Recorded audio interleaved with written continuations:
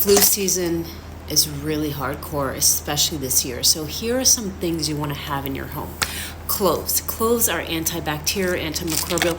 Also great to make your own DIY mouthwash if you suffer from gingivitis. You're just going to take a tablespoon, put it in a cup of water, leave it 24 hours overnight, and have a tablespoon a day.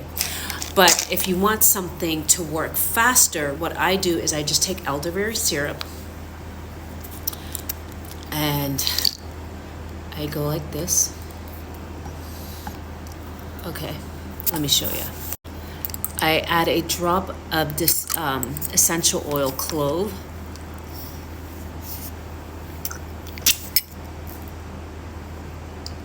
It is so nasty, but it works. Boom, boom, boom, fast. Like the flu was coming on, my son was sick, and we were in the hospital.